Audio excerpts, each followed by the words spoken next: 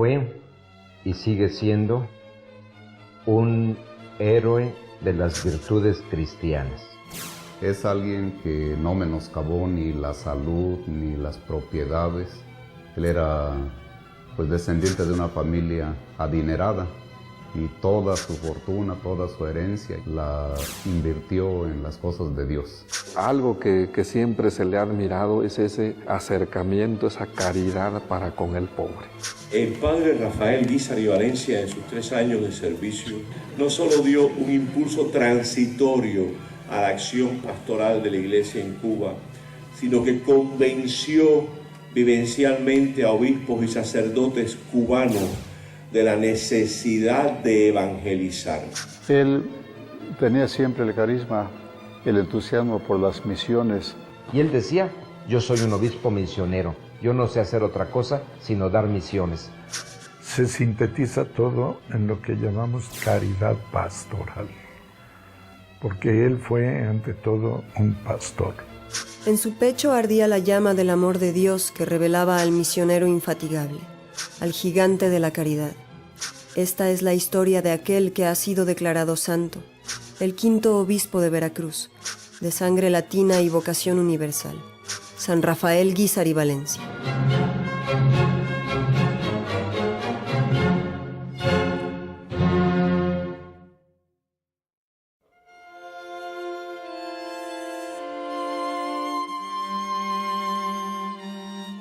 Él, de origen michoacano, nació en Cotija el 26 de abril de 1878, de una familia acaudalada, que en nuestro tiempo podría ser considerada como multimillonaria. Aprendió de sus padres a vivir la fe católica recibida de los apóstoles, porque él personalmente ayudaba a su madre a atender un leprosario que habían fundado en su tierra natal, con todas las inconveniencias del tiempo, y a partir de entonces la gracia de Dios empezó a verse reflejada a través de su vida y de su obra. Así transcurrieron los primeros años de la historia de Rafa, escrita entre las mieles del amor provista por su familia, la experiencia de un mundo paradójico donde los extremos chocaban y la afabilidad de su espíritu, noble y piadoso como el de un ángel. Su corazón, cual tierra fértil michoacana, mexicana, se atestó de finos retoños longánimos que al abrirse paso en la mocedad de su vida, aludieron una insigne vocación.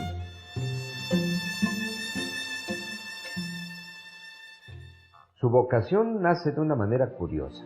A raíz de una tormenta que lo había dejado aislado junto con su hermano Prudencio en una de las haciendas anexas que tenían, él se encuentra con el Señor en medio de la naturaleza alterada, y cuando lo mandaron a traer víveres a su casa, a Cotija, pasa al santuario de Nuestra Señora de San Juan, y ante la imagen de Santa María, de la Virgen María, él siente algo especial que él nombró o él describió como el llamado que Dios le hizo allí para entregarse a servir a los demás, pero de una manera un tanto específica dentro del sacerdocio.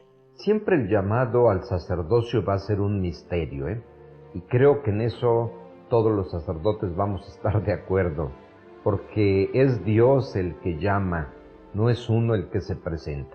Uno siente en lo profundo que Dios te llama, y uno a veces puede resistirse, sí, Señor, mejor otro lado aquí y allá, pero te sientes atrapado por un poquito al estilo de Jeremías, que decía, me sedujiste, Señor, y me dejé seducir. En el interior del corazón de Rafael surgió la pregunta: ¿qué dificultad tengo yo para ser sacerdote? Ninguna. Soy libre para servir a Dios. Para ese entonces, su madre había fallecido ya, pero contó con el apoyo incondicional de sus hermanos y, por supuesto, con el de su padre, don Prudencio.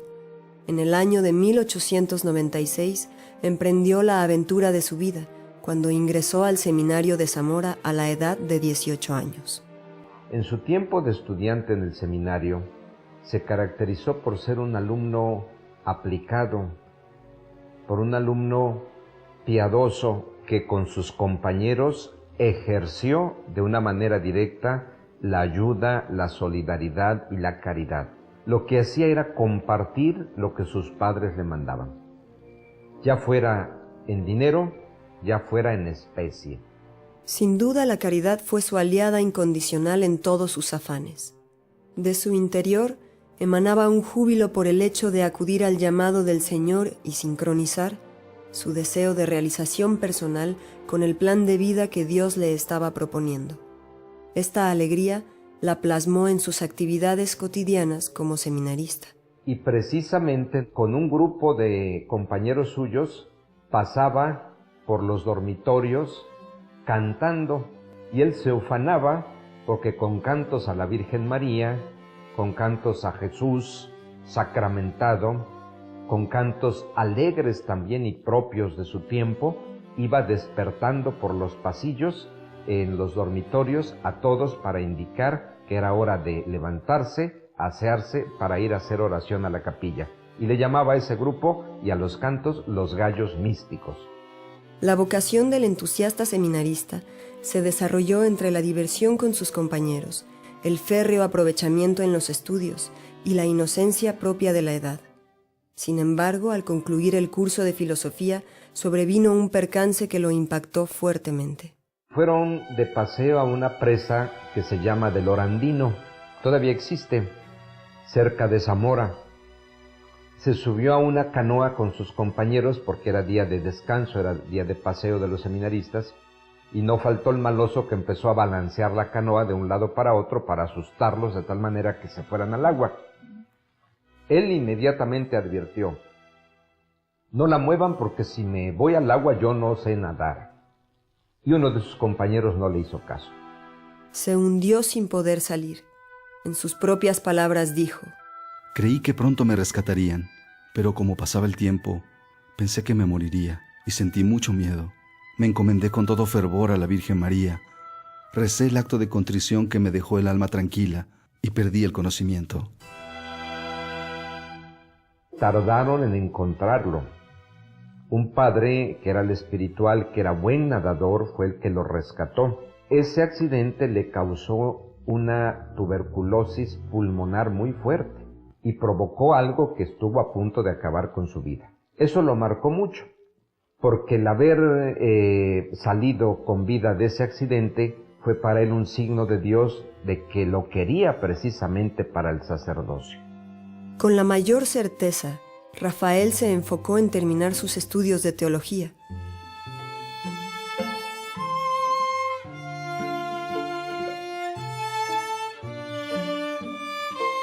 Como el polen transportado por el aire, llegó el día esperado.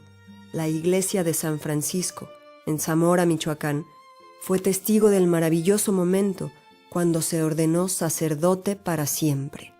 En el año de 1901, y para él, dicho por él mismo, fue el día más grande de su vida, porque había llegado a culminar sus aspiraciones, no solo como un joven entusiasta que estudia algo para titularse, sino para consagrarse en el servicio a Dios a través de los demás.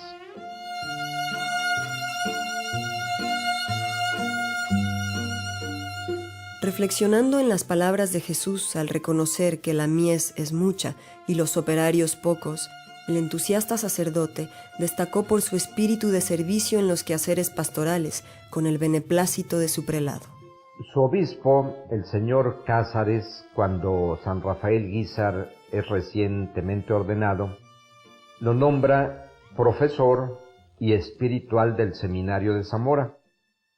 Hago una anotación: se ordenó a los 23 años de edad y también a esa edad lo nombra canónigo de la Catedral de Zamora, porque era un sacerdote virtuoso. Pero el mismo obispo de Zamora, el señor Cázares, lo empieza a llevar consigo en las visitas pastorales Y ahí el joven sacerdote Rafael Guízar empieza a aprender de su obispo lo que él llamaría más tarde el arte de misionar, lo que después consagró el Concilio Vaticano II en la Apostólica Nactuositatem, porque empezó a involucrar a los seminaristas y a los laicos de su tiempo, cosa que no era usual, en las misiones.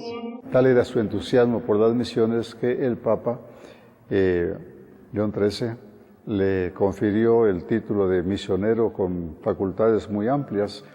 Como misionero apostólico, el padre Rafael Guízar y Valencia comprendió que el agente eclesiástico debe ser más activo, salir, anunciar y trabajar por el reino.